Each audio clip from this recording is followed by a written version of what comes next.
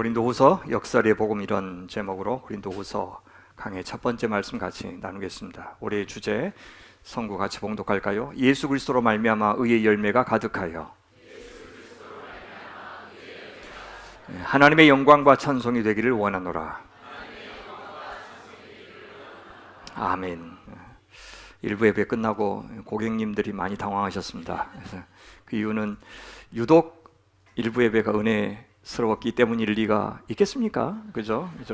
저도 당황할 정도로 짧았습니다. 분명히 열심히 준비했는데 왜 짧았을까? 기대가 충만하시죠, 벌써? 예, 그렇습니다. 예. 오늘부터 고린도 후서 말씀을 묵상할 것인데요.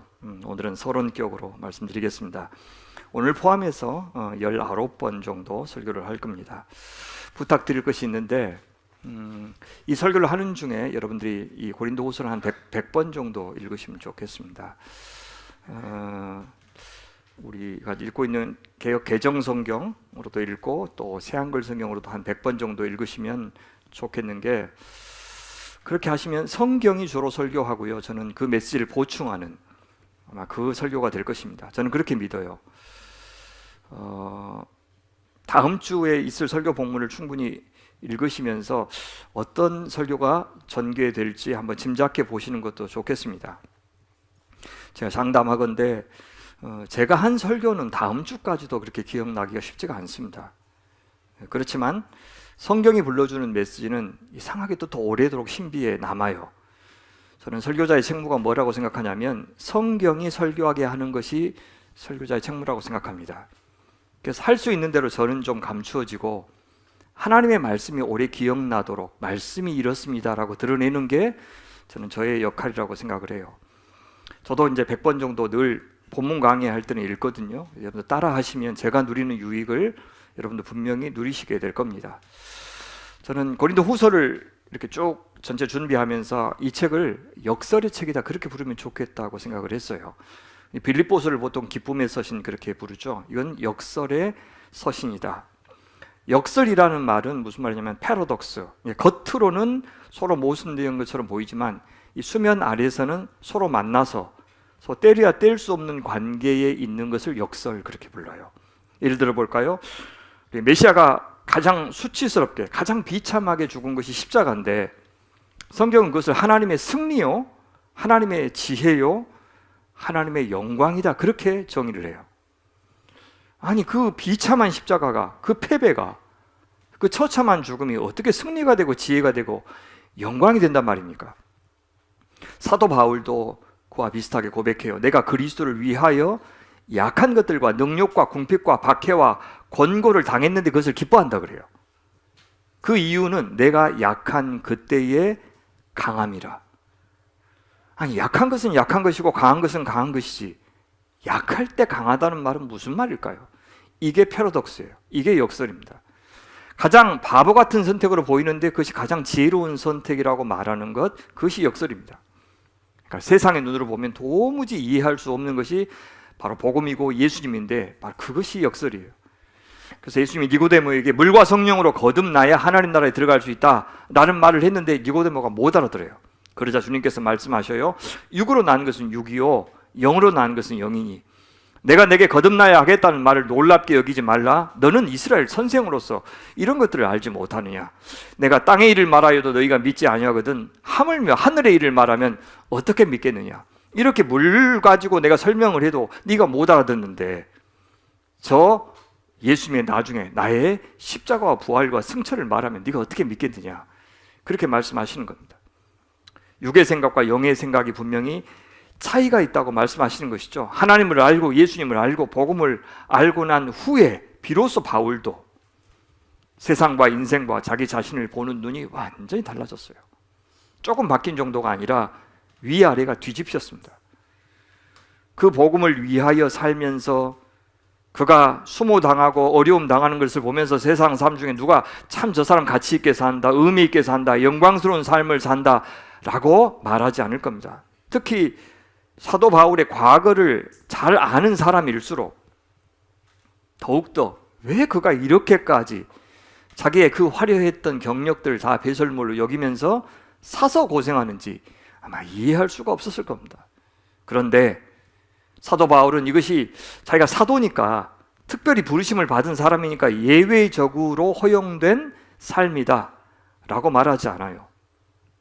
정도의 차이는 있지만 그리스도인으로 산다는 것은 그리스도처럼 산다는 것이고, 그래야 그분이 이 땅에서 숱한 사람들을 살렸듯이 우리도 살릴 수 있고, 그렇게 했을 때 그분이 이 땅에서 하나님의 아들로서 사람답게 살았듯이 우리가 그리스도의 십자가의 삶을 살 때 손해보는 것이 아니고, 그래서 꾹 참고 나중에 보상받을 것을 이렇게 기대하면서 버티는 것이 아니고, 그렇게 십자가의 삶을 사는 그 동안이 진짜 살아있는 삶이다.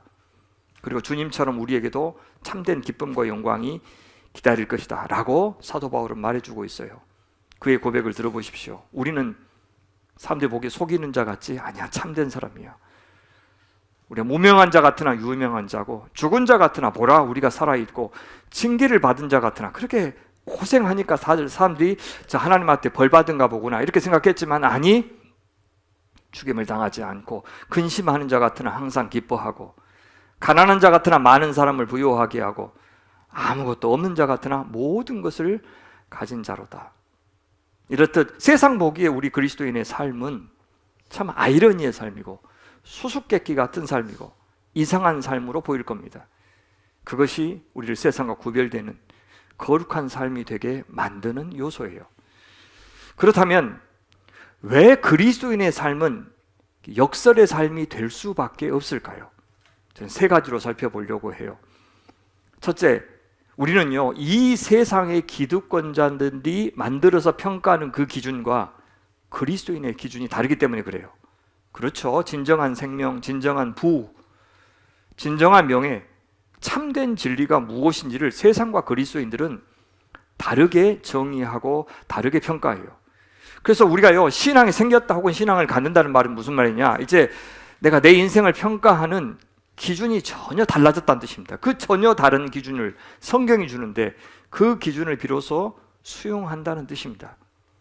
그래서요, 여전히 내가 세상 기준으로 울고 웃는다면, 그것으로 내 욕망, 내 삶의 목표를 정하고 있다면, 그래서 그것 때문에 안달하고 그것 때문에 내 시간과 돈을 거기에 다 쏟아붓는다면, 그것이 전부라면 저도 우리 믿음 있는 사람이라고는 말할 수가 없습니다. 그렇죠? 이번 수험생들을 둔 부모님들은 다 성적이 좋기를 기대하시죠. 맞죠? 우리 아이들이 얼마나 공부를 열심히 했는가와 상관없이 결과는 좋기를 기대하지 않습니까? 진짜 또 안 그런 척 그렇게 이야기하시면 다 그건 인지상정이에요. 그런데 항상 그것보다 더 압도적으로 더 그것이 우리 자녀들의 인생 결정하는 것이 아니고, 우리 하나님께서 끝까지 붙들고 계셔야 그의 인생이 앞으로 전개된다고 진심으로 믿고, 괜찮아, 최선을 다하고 그 결과 가지고 하나님이 다시 네 인생을 일하실 거야 라고 확신 있게 아이들에게 보여주고 말해주는 그런 부모가 되어야 한다, 그런 뜻입니다. 두 번째, 왜 그리스도인의 삶은 역설적인 삶일 수밖에 없느냐? 우리는요, 평가하는 시기가 달라서 그래요. 우리 그리스도인들은요, 지금 사는 것 보고 이야기가 다 끝났다고 이야기하지 않습니다. 그렇게 하는 것은 너무 일찍 셈을 하는 거예요. 심지어 우리의 생이 다 끝났을 때 그때 우리의 삶이 평가받는 것도 아닙니다. 그때요, 살아온 삶의 열매가 안 나타날 수도 있어요. 예수님이 참 신실하게 주님 앞에, 하나님 앞에 순종하며 사셨는데, 그리고 제자들과 동행하면서 그들에게 얼마나 많은 사랑을 베푸셨고 가르치셨는데, 예수님이 돌아가셨을 때 끝까지 예수님 곁을 지킨 제자가 몇 명이나 되었습니까? 놀랍게도 적어도 12제자들 중에서는 없었어요. 그냥 주목하지 않았던 몇몇 여인들이 남아 있었고요, 니고데모와 아리마대 요셉이 주동하여 그의 장례를 치렀습니다. 그래도 누구든 예수님의 인생을 실패라고 말하지 않을 겁니다. 왜요? 우린 그 뒤에 예수님의 부활이 있고 또 제자들의 변화가 있었고 교회가 있었고, 그리고 그 구속의 은총으로 오늘 우리가 있는 것을 알고 있기 때문입니다. 그래서 이야기가 아직 안 끝났습니다. 아직 예수님의 이야기가요, 아직은 안 끝났어요. 언제 무엇이 남았습니까? 예수께서 영광 중에 구원자로 심판자로 재림하실 때 비로소 바로 그 이야기가 다 완성될 것입니다. 사도 바울 생각해 봐요. 그리스도인들을 배척하고 심지어 그들을 죽음에 내어주는 재판을 할 때 핵심적인 역할을 했어요.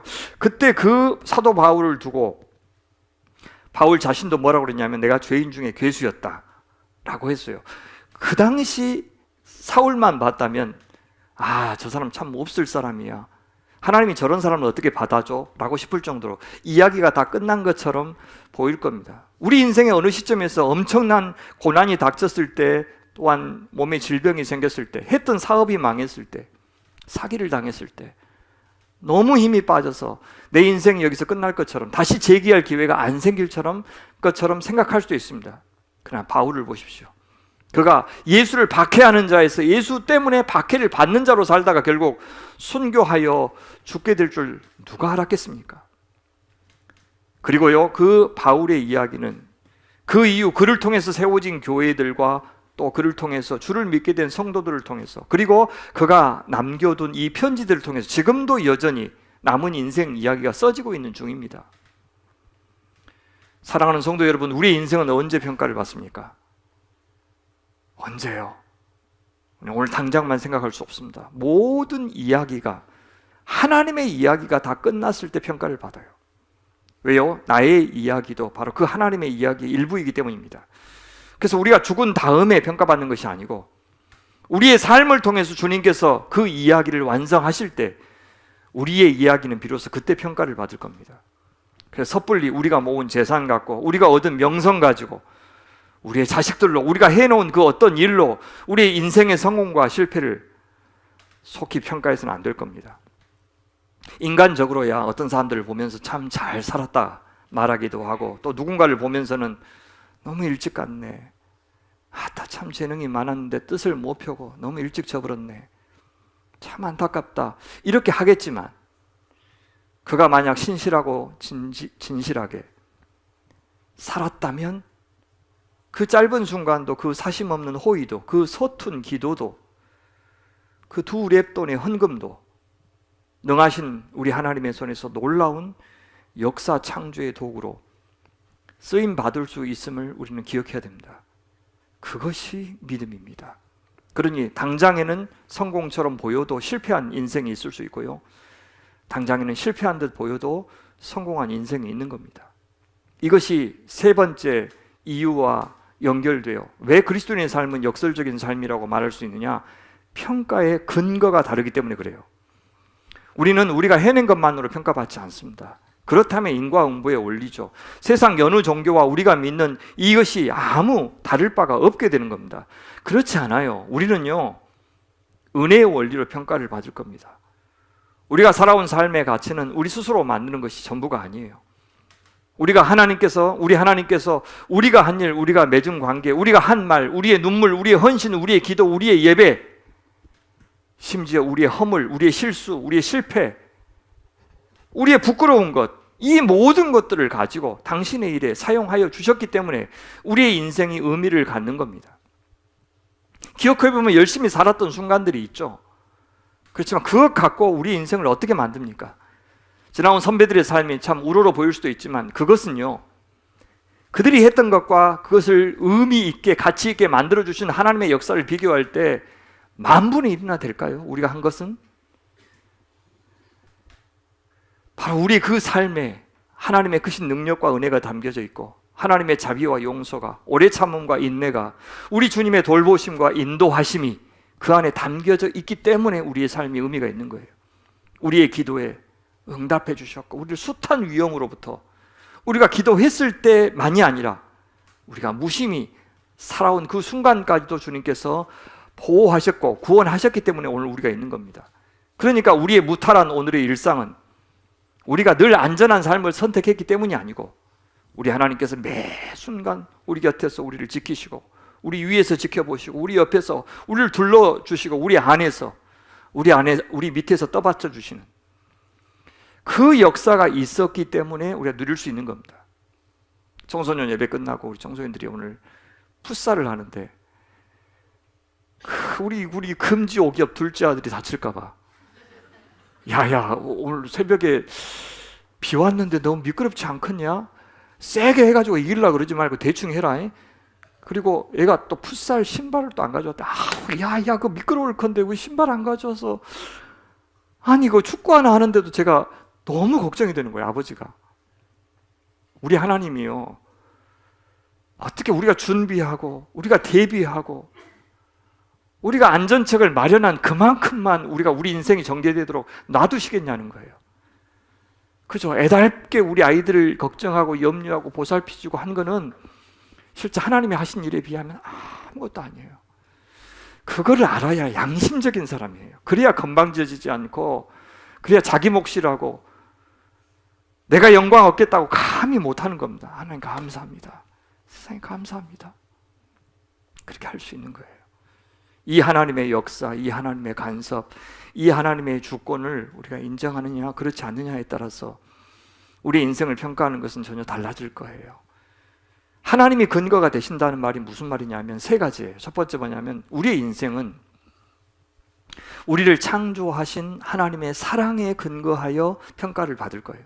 우리 인생 계획을 얼마나 멋지게 만들었고 그 인생 계획을 이루고자 하는 우리의 의지 열정이 얼마나 대단한지에 달려있는 것이 아니고 이 세상을 창조하시고 그 창조 목표를 이루시려는 우리 하나님의 의지, 하나님의 사랑, 거기에 우리의 인생이 달려있다는 겁니다. 그것은 비교할 수가 없죠. 하나님의 열심과 우리의 열심이, 하나님의 지혜와 우리의 지혜가, 하나님의 능력과 우리의 능력이 전혀 비교할 수가 없습니다. 둘째, 우리는 예수께서 십자가에서 이미 이루신 그 구속의 사랑에 근거하여 우리 인생이 평가받을 겁니다. 그러니 그것과 돈 몇 푼으로, 남긴 집 한 채로, 통장 잔고로 우리가 살아온 생명과 시간이 평가받을 리가 없습니다. 적어도 하나님 앞에서는요. 사람은, 세상은 뭘로 평가하든지 간에 하나님이 고작 그런 것으로 잘 살았다 못 살았다 평가하실 분이 아니에요. 우리의 삶은 예수님의 그 속의 은총의 기준으로 평가받을 겁니다. 자기의 생명과 맞바꿀 만큼 우리를 사랑하셨던, 사랑하고 계시는, 사랑하실 그 사랑으로 우리가 평가받을 겁니다. 그런데 우리는 우리의 경험 때문에 마치 하나님이 악덕 경영인처럼 우리가 시시각각으로 잘했니 못했느니 평가하시는 분으로 오해하고 엄한 검사의 눈으로 CCTV로 감시하는 분으로 생각할지도 모르고 잔혹한 독재자의 기준으로 우리를 평가하실지 모른다고 두려워 떨기도 해요. 근데 아니에요. 하나님의 사랑이라는 말을 저는 참 사용하기가 주저되는 사람입니다. 잘 몰라서요. 자식이 부모가 되어보지 않고서 무슨 책을 읽어도 무슨 논문을 써도 부모의 사랑을 알 수가 없습니다. 짐작할 수도, 아니 머리로는 알 수 있어도 진짜 그것인지 알지 못해요. 우리는 끝내 우리의 창조주이신 하나님, 그 예수님의 십자가의 사랑을 모르다 끝날지도 모릅니다. 그러나 혹시 내 인생에서요, 내 생명과 맞바꿀 만큼 소중한 사람이나 무엇이 생긴다면 그때 조금 이해할 겁니다. 아, 이거 버린다는 게, 이거 버리고도 내가 지키고 싶은 것이 있다는 게 뭔지 알 것이고, 그것이 하나님께서 아들을 내어주셔서 우리를 사랑하신 그 사랑이 혹시 이것이 아닐까? 이 마음이 아니었을까? 라고 간신히 짐작하게 될 겁니다. 우리는 그 사랑을 받은 거예요. 우리가 살고 있는 인생은요, 그깟 성적표 갖고 평가받는 게 아니라 그 사랑의 눈으로 평가받을 겁니다. 그러니 우리 한없이 부족한 것 알지만 그 예수님 붙들고 있는 한 우린 분명 저 세상과 다른 평가를 받게 돼요. 믿음이 뭐라고요? 바로 그 눈으로 오늘 이 땅에서부터 나와 세상을 바라보고 평가하는 겁니다. 은혜의 원리로요. 세 번째, 우리는 예수님이 재림하셔서 완성하실 그 새 하늘과 새 땅의 완성에 근거하여 우리 인생 평가받을 겁니다. 아직 그 시간 오지 않았지만 동시에 왔다고도 할 수 있어요. 왜요? 어떻게 해요? 부활하신 예수님을 통해서. 예수님이 부활하셨다는 것은 그 새 하늘과 새 땅에 그 몸에 참여했다는 뜻이에요. 그리고 무엇을 통해서요? 그 부활의 영이신 성령님을 통해서 우리에게 왔습니다. 바울은 그것을 이렇게 말해요. 그런즉 누구든지 그리스도 안에 있으면 새로운 피조물이라, 이전 것은 지나갔으니 보라 새 것이 되었도다. 이 말을 그동안 어떻게 이해했냐면, 그리스도를 믿으면, 그리스도 안에 있으면 우리가 질적으로 변화된 새로운 존재가 된다, 새로운 성품, 새로운 인격이 된다, 그것을 새로운 피조물이다 라고 이야기를 했어요. 물론 그렇게 해석할 수도 있지만 저는 그보다는 그리스도의 통치 아래서, 그리스도 안에 있으면 새로운 세계가 도래한 것입니다 라는 말로 해석하고 싶어요. 이렇게 해요. 그리스도 안에서 새로운 세계가 도래했습니다. 이전 것은 지나갔습니다. 우와! 모든 의미가 새로워졌습니다. 그러니까 우리가 질적으로 새로운 사람이 되었다는 뜻보다도 예수 그리스도를 보는 시각이 변함에 따라, 그리스도 안에 거함에 따라, 그리스도의 통치 아래 있음에 따라 세상을 보는 시각이 새로워졌다라는 뜻으로 저는 해석하고 싶어요. 물론 그 결과로 우리의 소속도 달라지고 우리의 성품도 달라질 수는 있지만, 우리가 예수 믿는다고 해서 새로운 피조물처럼 확 바뀌는 것이 아닙니다. 그러나 시선은 바뀌어요. 그것은 그리스도의 부활로 인해, 죽음이 전부가 아니네, 죽음이 끝이 아니네, 죽음이 실패가 아니네 라고 말할 수 있는 새로운 세대, 새로운 시대가 도래한 겁니다. 새 언약 시대라고 부르죠. 그러니까 우린 지금 시간과 공간으로는 저 구약 시대 사람들처럼 여전히 한계 속에 살아가고 있지만, 새로운 시대가 도래하였고 하나님께서 성령으로 예수님의 통치 아래에서 전혀 새로운 방식으로 이 세상에 작동되게 하시고 있다는 사실을 알게 된 겁니다. 물론 그만큼 구약보다 훨씬 사탄의 활동도 강해지고 사탄의 활동이 교묘해지겠지만, 그만큼 새 하늘과 새 땅에서 우리가 경험할 수 있는 그 능력과 역사로 주님이 이 땅을 살게 하신다는 겁니다. 그러니 옛 시대의 논리 갖고 혹은 이 세상의 논리를 갖고 절대 우리를 평가하게 놔둬서는 안 됩니다.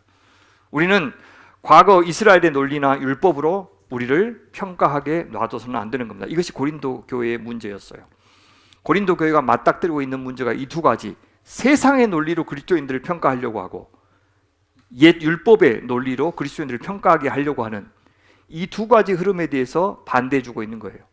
그러니까 고린도 전서는 어떤 책이냐, 세상과 다를 바 없이 살고 있는 성도들을 향해서 그렇게 살면 안 된다 라고 말해주는 책이었다면, 고린도 후서는 바로 후자, 이스라엘과 율법이 요구하고 있던 그것을 여전히 지켜야 된다고 주장하는 유대인 그리스도인들의 평가 기준에 대해서 사도 바울이 반박하고 있는 책입니다. 우리 그러니까 고린도 후서에서 그 부분을 읽으면 내가 지금 로마서를 읽고 있나? 내가 지금 갈라디아서를 읽고 있나? 라는 착각이 들 정도가 있습니다. 같은 이슈이기 때문에 그렇습니다. 이제 우리는 새 하늘과 새 땅의 기준으로 살아야 합니다. 한편으로 그렇게 산다는 것은 무슨 말이냐면 훨씬 더 큰 자유와 큰 사랑의 원리로 산다는 뜻이에요. 성령의 인도하심에 민감하게 살 수 있는 시대가 되었다는 뜻입니다. 여러분 그걸 누리셔야 돼요. 아마 이제 곧 그 책이 나올 것 같은데, 제가 추천사를 쓰려고 읽었는데 카톨릭 의대 정신과 교수이시고 장로님이신데, 이분이 성령님과 동행하면서 그분과 교제하는 소위 명상이라고 하는 것이 불교라든지 카톨릭의 전유물이 되었는데, 혹은 수도원의 전유물이 되었는데, 이것이 성도의 삶 속에서 그것을 어떻게 사용해서 지금도 우리 가운데 역사하신 그 성령님을 경험할 수 있는지에 대한 책을, 참 좋은 책을 쓰셨는데 곧 나오게 될 겁니다. 그처럼 이것이 저는 새 언약 시대의 특권이라고 생각을 합니다. 그런 기준으로 보면 훨씬 더 우리에게 높은 수준의 경건을 요구하시고 더 자발적이고 더 인격적인 반응을 주님께서 우리에게 요구하십니다. 왜요? 우리는 예수님의 성취된 구속을 알고 있고 또 성령의 역사가 있기 때문에 그렇습니다. 그래서 우리 그리스도인들은 세상보다 훨씬 더 거룩해야 되고, 심지어 유대교에 충실했던 과거의 바울보다도 더 본질에 충실한 그런 삶을 살아야 하는 존재다라고 바울은 말해주고 있습니다. 이 기준 갖고 평가한다면 절대 우리는 단지 죽어서 천국 가는 것을 목표로 해서 신앙생활을 하는데 머물 수가 없습니다. 아니, 율법 조문 몇 개 더 잘 지켰다고 그것으로 신앙을 다른 사람과 비교하는 그런 일은 하지 않을 겁니다. 그 대신에 나는 그래서 얼마나 더 자유로운 사람이 됐지, 얼마나 더 사랑의 사람이 됐지, 얼마나 더 신실하고 충성하는 사람이 되었지, 얼마나 나는 더 좋은 사람이 되었지라고 묻는 그런 사람이 될 겁니다. 이 땅에서 열심히 주님 앞에 일한 대가로 물질적인 보상을 받기를 기대하는, 그것을 목표로 해서 사는 삶은 되지 않을 겁니다. 이제부터 우리의 관심은 존재가 되고 관계가 되는 그런 사람이 될 것입니다. 이제 우리의 목표는 우리를 이 땅에 창조하셨고 우리의 삶의 의미와 가치를 만들어 주시는 그 하나님의 뜻, 그 하나님의 나라, 그 하나님, 그 참 좋으신 하나님의 영광, 그것이 우리의 삶의 목표가 되는 그런 사람이 될 겁니다. 그래서 바울은요, 심지어 자기가 살고 죽는 것보다 훨씬 더 중요한 가치가 생겼다고 고백해요. 그것이 고린도후서 5장 8절과 9절인데요. 이것이 바로 역설의 삶의 열매입니다. 같이 한번 우리 읽어보실까요? 시작. 우리는 마음이 든든합니다. 우린 차라리 몸을 떠나서 주님과 함께 살기를 바랍니다. 그러므로 우리가 몸 안에 머물러 있든지 몸을 떠나서 있든지 우리가 바라는 것은 주님을 기쁘게 해드리는 사람이 되는 것입니다. 죽어도 주님을 기쁘게 해드릴 수 있다면 그 삶을 선택하겠다고 고백하는 것입니다. 복음의 역사를 몰랐다면 어찌 이런 고백이 나오겠습니까? 그렇다면 한 가지 질문이 더 있습니다. 왜 바울은 다른 책이 아니라 이 고린도서에, 고린도 후서에서, 고린도에 보내는 편지에서 역설의 진리를 강조했을까요? 당연히 복음 자체가 역설이기 때문이기도 합니다만은 저는 그럴 수밖에 없었던 상황이 둘 있다고 생각합니다. 앞에서 잠깐 언급해 드렸는데요. 하나는 고린도 교회가 고린도의 세속적인 기준과 다르게 살아야 할 필요가 다른 어떤 도시보다 많았기 때문입니다. 두 번째, 고린도 교회가 유대교가 제시하고 있는 예의 기준과 다르게 살아야 한다는 메시지를 지금 전해 주어야 했기 때문입니다. 그래서 다른 평가 기준을 제시한 겁니다. 그리고 그 기준에 따라서 믿음이 있는지 시험하고 확증해 보라고 도전하고 있습니다. 그 두 가지 이유를 다시 한번 좀 살펴보면, 첫째, 고린도 교회 자체가 세상의 문화와 논리에 너무 깊이 영향을 받고 있었어요. 고린도가 어떤 도시이기 때문에 그렇습니까? 그 도시가 어떤 도시인지를 이해하면 우리가 파악할 수 있을 겁니다. 첫 번째가 뭐냐면 고린도는 굉장히 부유한 상업도시였어요.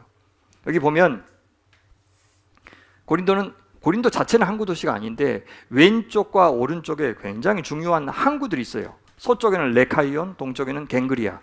갱그리아에 있는 가정교회의 리더가 베베라고 하는 집사고 로마서를 로마에 전달했던 사람이죠. 그 두 항구가 있었어요.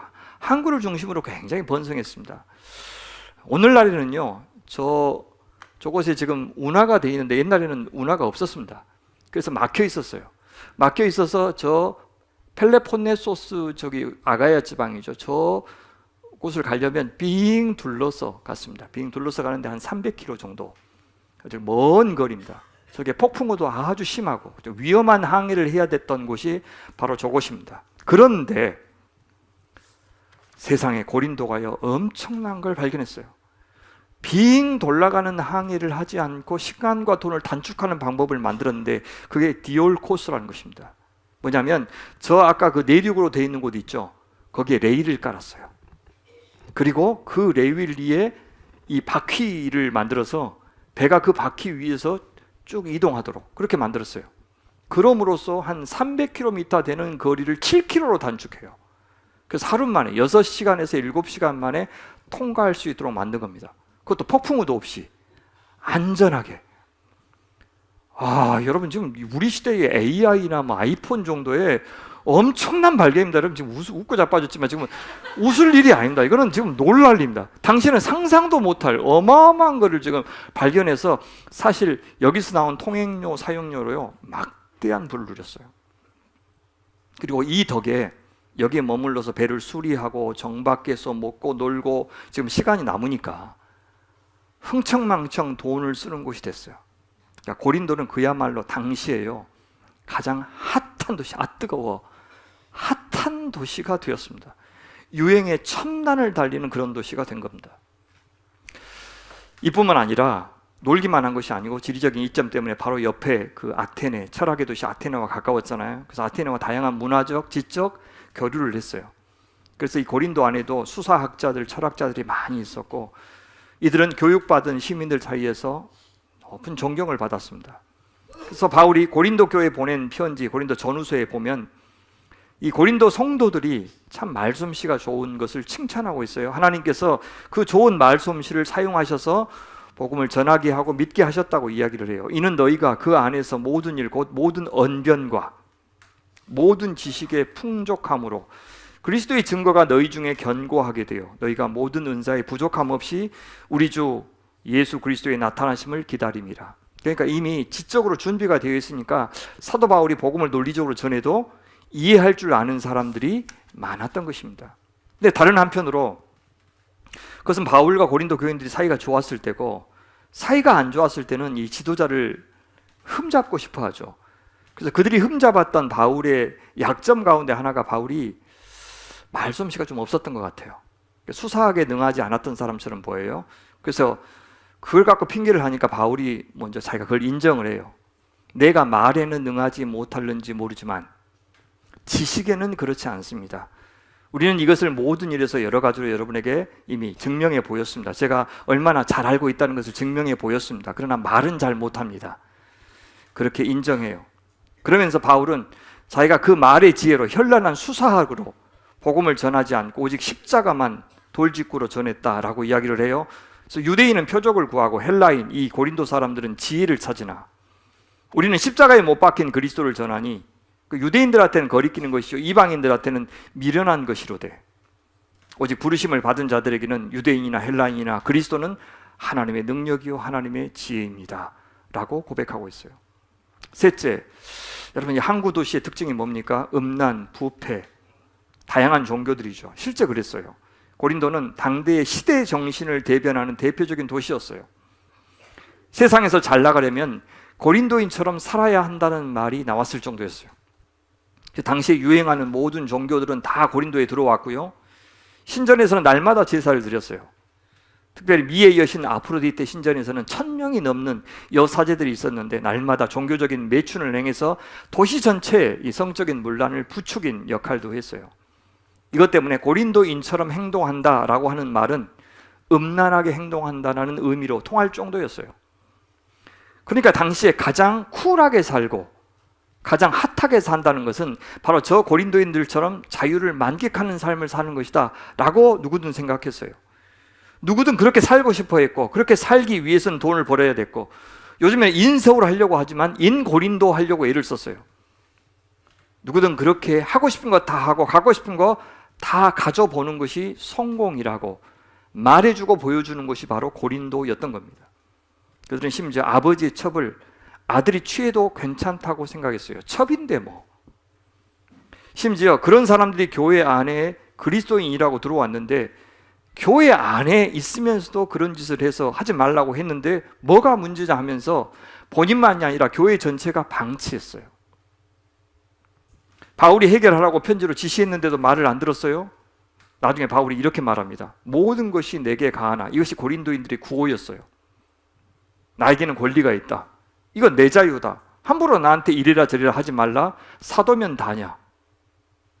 사도 바울은 뭐라 그럽니까? 모든 것이 내게 가하다라고 네가 말하지만 다 유익한 것이 아니야. 모든 것이 내게 가하다고 말하지만 나도 무엇에든지 얽매이지 않아. 심지어 바울이 에베소에서 사역하는 동안에는요 직접 고린도를 방문해서 이 문제에 대해서 권면했는데 듣지 않고 오히려 대들었어요. 그래서 바울은 그리스도인의 자유에 대해서 이렇게 가르쳐 줍니다. 그런즉 너희의 자유가 믿음이 약한 자들에게 걸려 넘어지게 하는 것이 되지 않도록 조심하라. 무슨 말입니까? 그리스도인은요 자기 권리 자기 자유만을 주장하는 자들이 아니라는 거예요. 당연히 새로운 주인이신 하나님이 허락하신 자유만이 참 자유고 심지어 그 자체로는 죄가 되지 않더라도 내 자유 때문에 내 양심상 아무 문제가 없더라도 그것 때문에 지체가 실족한다면 해서는 안 되는 것이 사용해서는 안 되는 것이 그리스도인의 자유다 그렇게 얘기해요. 그러면 율법은 내 양심상 문제가 없으면 죄가 아니라고 말해도 그리스도 안에서는 죄가 된다는 겁니다. 왜요? 보라 새 것이 되었도다. 새 시대가 되었기 때문에 지체가 내가 고기 먹는 것 때문에 실족한다면 사도 바울은 난 평생 동안 고기 입에 대지도 않겠다라고까지 말을 했어요. 내 자유의 가치는요 이제는 내가 스스로 챙겨서 얻는 것이 아닌 거예요.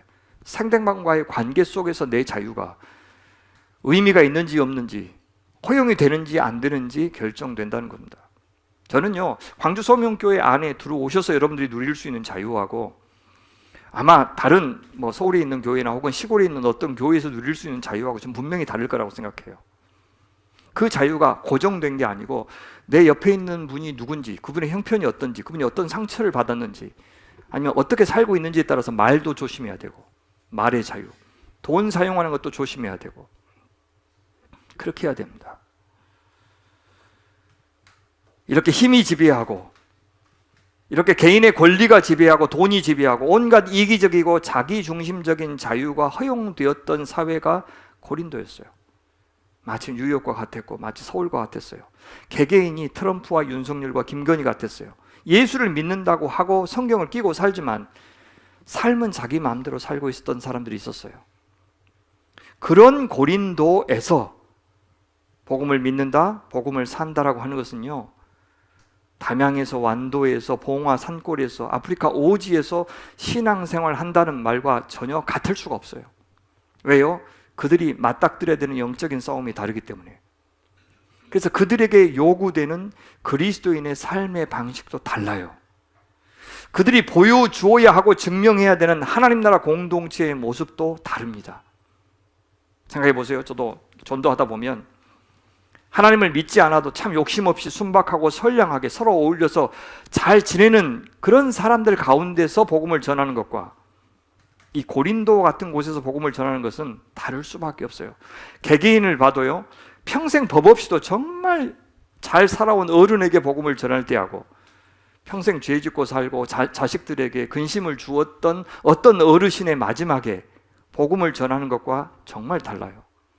인생 내내 세속적인 성공을 추구해왔고 그것 때문에 자긍심이 한껏 이렇게 차오른 분에게 복음을 전하는 것과 목사와 장로 같은 그런 사람에게 복음을 전하는 것, 그래서 자기 의로 똘똘 뭉친 사람에게 복음을 전하는 것은 또 달라요. 다른 방식, 다른 내용, 다른 접근 방법, 다른 언어를 동원해야 되고, 그래서 다른 복음, 다른 천국을 보여주어야 해요. 그래서 복음서가 4개나 있는 겁니다. 복음서마다 다 강조점이 다르고 바울의 서신마다 그 복음의 내용이 다른 이유가 그 복음을 듣는 사람들의 상황이 다르기 때문에 그런 겁니다. 그래서 바울에게 고린도에서 전한 복음은 역설의 복음일 수밖에 없어요. 저는 여러분들이 어떤 경로를 통해서 저희 교회까지 오셨는지는 다 사정은 모르지만 그런 생각도 좀 해보십시오. 이 즈음에는 하나님께서 이 교회에서 선포되는 메시지가 나에게 필요했다. 그것이 나를 살게 한다. 그리고 그 이전에 만났던 모든 사역자들, 전도자들, 목사님들을 너무 귀하게 생각하시고 그때는 그분들을 통해서 나를 살리셨구나. 근데 지금은 이 교회를 통해서 나를 살리시는데 과거를 기준으로 오늘을 평가할 것이 아니라 지금은 어떤 메시지에 내가 마음을 열어야 하지? 어떻게 살아내야 하지? 그 고민을 같이 했으면 좋겠어요. 역설의 복음은 다른 말로 하면 역전의 복음이에요. 이 세상의 가치관을 뒤엎고 뒤집는 복음, 이것이 고린도에 필요했습니다. 그래서 강함을 추구하는 고린도에서 바울은 약함의 복음을 전한 겁니다. 그 사람의 지혜를 추구하는 고린도에서 어리석음의 십자가의 복음을 전한 겁니다.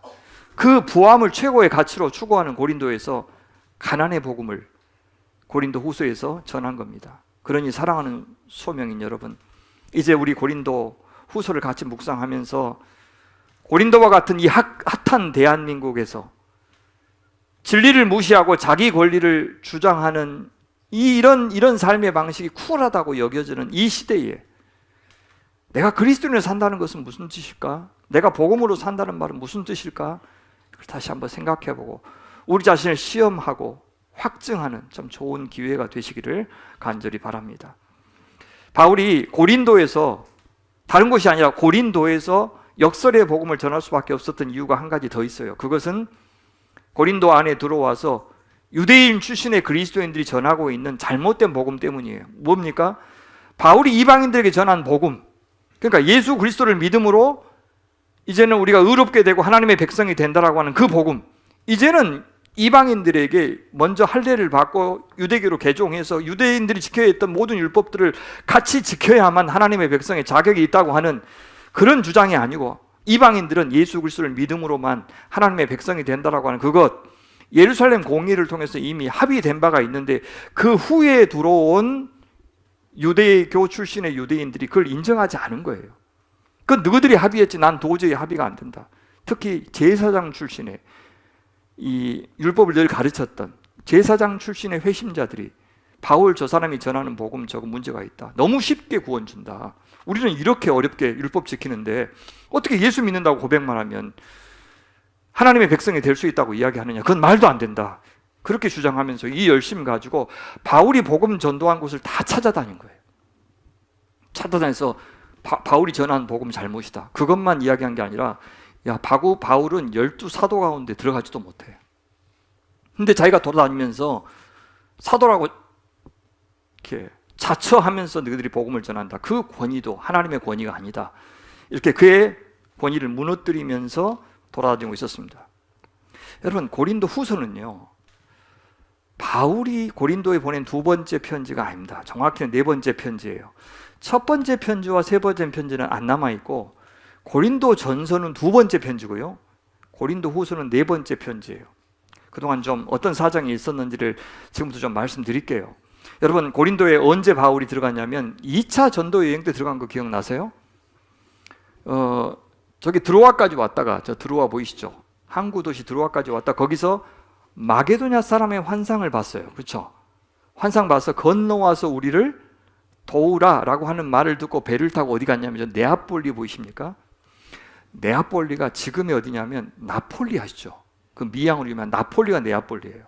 나폴리까지 왔다가 내륙으로 쭉 가서 첫 번째 간 큰 성이 빌립보, 그죠? 그래서 루디아라고 하는 여인을 만나서 거기서 교회가 시작됐죠. 유럽의 첫 번째 교회가 빌립보에서 시작되었습니다. 거기서 어디로 가냐면 데살로니가라고 해요. 데살로니가가 지금도 그리스의 제2대 도시입니다. 당시에도 두 번째로 큰 행정 도시였어요. 거기가 알렉산더 대왕의 고향이에요. 이 데살로니가가 아리스토텔레스의 고향이에요. 그래서 굉장히 번성한 철학 도시고 상업 도시였어요. 거기로 갔다가 거기서 야반도주에서 베레아로 가고, 베레아에서 아테네로 가고, 아테네에서 우리가 아는 이 고린도까지 내려갔던 것을 아실 겁니다. 고린도에 내려갔더니 거기에 이미 참 반가운 사람이 와 있었습니다. 우리가 아는 사람인데 부부 이름 기억나십니까? 브리스길라와 아굴라가 와 있었어요. 거기서 이 부부를 만나게 된 계기가 직업 때문이었습니다. 직업이 같았어요. 바울은 바리새인이었는데 바리새인은 전문 종교인이 아니에요. 바리새인들은 평신도입니다. 그래서 자기 직업을 가지고 항상 일하게 돼 있어요. 어떤 직업을 갖고 있었습니까? 그가 장막 만드는 일, 그래서 텐트 메이커라고 부르죠. 장막 만들고 장막을 수리하는 것을 직업으로 삼았는데 고린도가 이 직업이 성행했어요. 왜냐하면 매 2년마다 올림픽이 열렸어요. 올림픽이 열리면 장막이 많이 필요하죠. 텐트가 많이 필요하죠. 임시 텐트, 임시 숙소가 많이 필요하니까 텐트 사업이 잘 됐어요. 그래서 브리스길라와 아굴라가 로마에서 글라우디우스 황제가 추방해가지고 여기까지 내려왔는데 어디로 갈까 하다가 올림픽이 자주 열려서 이 텐트에 대한 수요가 많은 저 고린도로 내려가면 내가 먹고 사는데 문제가 없겠다 해서 내려와서 딱 자리를 잡고 있었는데 바울이 나도 지금 이제 와서 이제 자비량 선교를 해야 되니까 텐트 만드는 집을 찾아가가지고 거기 취직을 한 겁니다. 그냥 나중에는 이들이 회심해서 바울이 담임 목사가 되고 성도가 되죠. 그러니까 성도 집에서 아르바이트를 했던 거예요. 여러분, 김복경 목사님 그 책에 보면 이분이 런던의 한인교회를 제일 처음 개척했을 때 이제 사례비를 받을 수가 없으니까 성도가 운영하는 인삼 가게에서 이렇게 일을 하면서 생활비를 충당했다는 말이 나오죠. 그렇게 성도 가게에서 일하다가 유대교인 부부였는데 예수님을 영접해요. 그리고요, 인생 끝까지 그들은 참 좋은 동역자가 됩니다. 고린도 교회에서 뿐만 아니라 나중에 에베소로 옮길 때 에베소에도 같이 가요. 그리고는 어느 시점에서 그들이 로마에 가요. 그래서 로마서를 쓸 때쯤이면 이미 로마에 가 있어요. 그리고 나중에 맨 마지막에 또 다시 에베소로 와서 디모데와 함께 아름답게 동역하는 이 부부가 바로 브리스길라와 아굴라예요. 자, 그렇게 교회를 두 사람이 함께 협력해서 개척을 했어요. 그리고는 주후 52년에 이제 사도 바울은 떠납니다. 어디로 가냐면 에베소로 갔다가 잠깐 머물러서 안디옥 파송했던 교회로 가서 3차 여행 가기 전까지 기다리죠. 그런데 고린도를 떠나서 에베소로 갔다가 안디옥으로 가는 그 시점에 바울이 첫 번째 편지를 고린도에 보내요. 그때 핵심 내용이 뭐냐면 음행하는 자들을 경고하는 내용의 편지를 보냈다고 고린도 전서 5장 9절에 나와요. 자, 그렇게 해서 3차 여행을 떠났는데 3차 여행은 우리가 알듯이 주로 에베소에서 오래 있었죠. 두란노 소원에서 우리 사역했던 것을 알고 있을 겁니다. 그때 에베소에서 사역하고 있을 때 고린도의 성도들이 에베소에 있는 바울에게 편지를 보내요. 우리 교회에 지금 어떤 문제가 있습니다. 그뿐만 아니라 근로의 집에 속한 사람들, 하인이거나 가정교회 성도들이거나 거기에 속한 사람들이 직접 와서 에베소에서 바울을 만납니다. 그래서 고린도 교회 사정을 소상하게 알려줘요. 바울이 여기에 대해서 답장을 쓰죠. 답장을 써서, 직접 못 가니까 답장을 써서 목양을 하는데, 그 두 번째 책이 뭐냐? 고린도 전서예요. 고린도 전서. 누가 전달하냐면 디모데가 이 편지를 전달합니다. 근데 이 편지를 전달하기 위해서 고린도에 가보니까 디모데가 보기에 이건 편지로 듣고 근로의 집 사람들에게서 들었던 것보다 훨씬 상황이 심각해요. 이건 큰일 났다. 바울이 단순히 고린도 전서 편지 보낸 것으로 해결될 문제가 아니에요. 그래서 돌아와서 그 사실을 이야기해 줬네요. 그러니까 바울이 에베소에 있다가 잠깐 고린도까지 가요. 가서 직접 만나서 이렇게 살면 너희들 그리스도인이 아니야 라고 호되게 권면을 합니다. 그런데 환영을 받을 줄 알았는데, 바울의 권위가 인정받고 그 메시지를 받을 줄 알았는데 오히려 크게 반발을 했어요. 그래서 이 방문을 고통스러운 방문 그렇게 불러요. 바울은 그들을 심하게 경고해서 심지어 근심하게 만들었다라고 이야기해요. 그들의 마음을 불편하게 할 만큼 경고한 거죠. 어떤 말을 했을까요? 내 말 듣지 않으면 우리 둘 사이의 관계가 끊어질 뿐만 아니라 너희들과 하나님 사이의 관계도 끊어질 수 있다. 구원에서 탈락할 수 있다 라고 심각하게 권면한 겁니다. 죄 아래 있던 사람들이 즉시 회개하지 않고 오히려 어떻게 반응했어요? 바울의 사도의 권위를 문제 삼았어요. 당신이 뭔데 그렇게 심한 말을 우리에게 하느냐, 이렇게 반발했어요. 그래서 다시 에베소로 돌아올 수밖에 없었어요. 그때 바울의 마음이 얼마나 아팠을까요? 그러나 다시 마음을 차분히 가라앉힌 다음에 이제 눈물로 편지를 씁니다. 이걸 눈물의 편지라고 그래요. 이것이 세 번째 보낸 편지인데 남아있진 않아요. 썼다는 말만 나와요. 이거는 누구한테 보내냐면, 여러분 디도서의 주인공 디도 알죠? 그 디도를 보내서 이 편지를 전달하게 해요. 그리고 디도한테 뭐라 그러냐면, 이 편지에 고린도 교회가 어떻게 반응했는지를 나중에 드로아 항구 있죠? 드로아 항구에서 우리 만나서 내가 전달받자라고 이야기했어요. 드로아 항구로 와라, 그렇게 이야기했어요. 그랬는데 지금 디도가 편지를 갖고 간 그 상황에서 우리가 아는 그 에베소에서 큰 소요가 일어나요. 그래서 여러분 에베소에서 강제로 급히 나올 수밖에 없었죠. 예정보다 빨리 예기치 않는 상황이 벌어져서 드로아에 갑니다.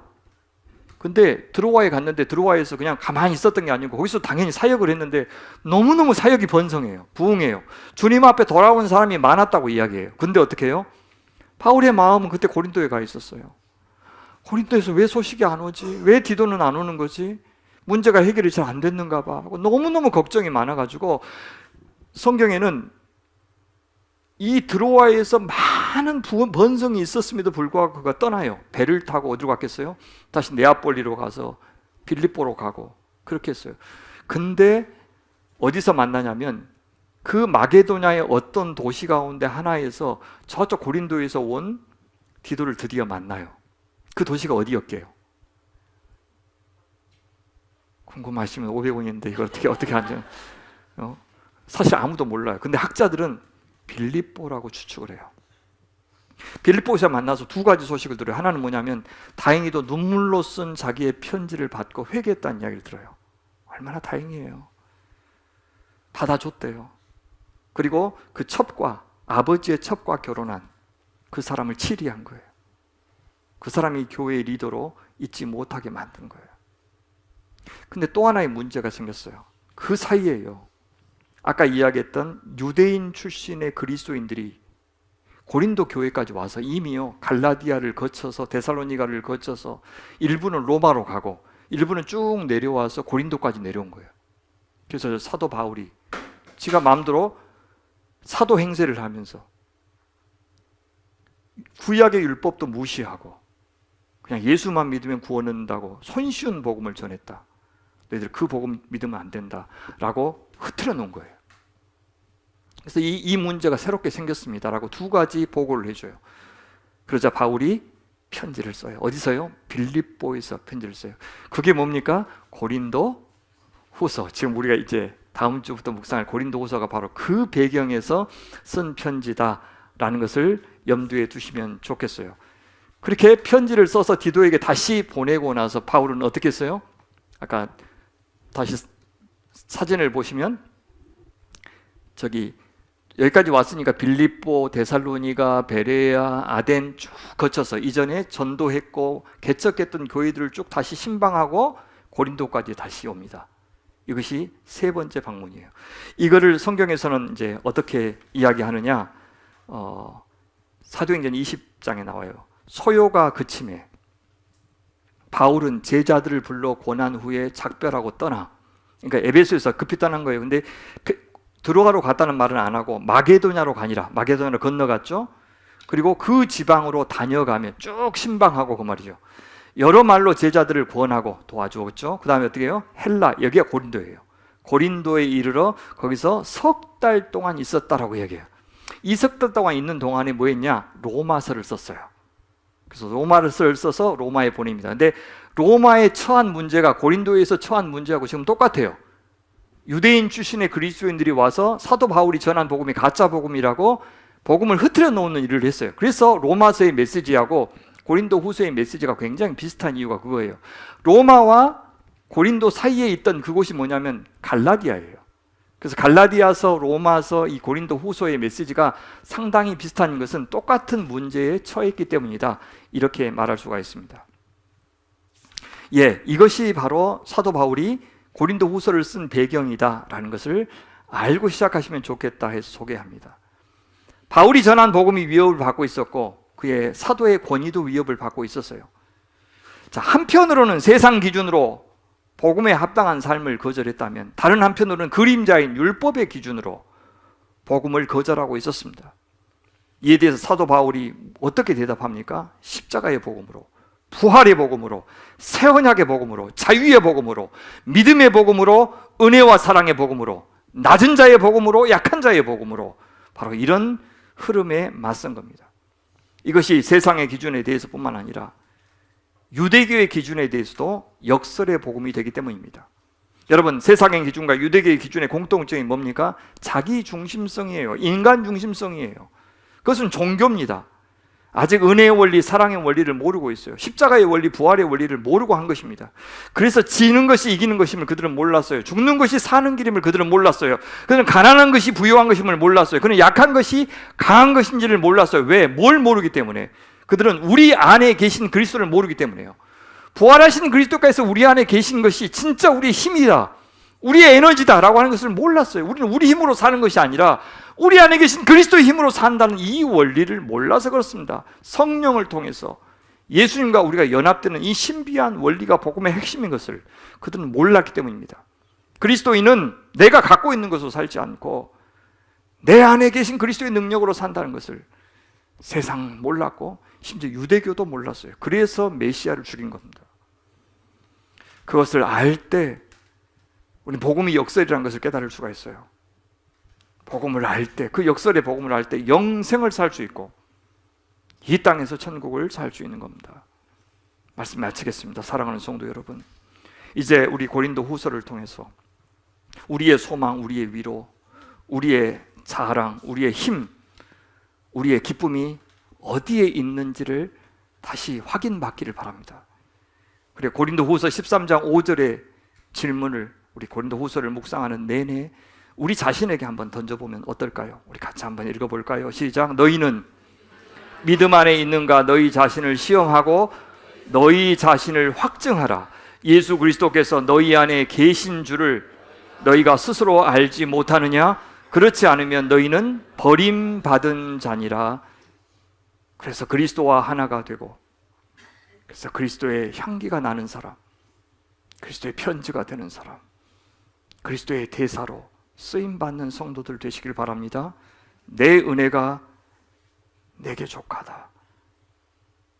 네 안에 거하는 그 예수로 충분하다 라고 하신 주님의 말씀에 대해서, 그래요 주님, 당신으로 충분해요, 당신만 있으면 돼요 라고 대답할 줄 아는 소명의 식구들 다 되시기를 간절히 축원합니다.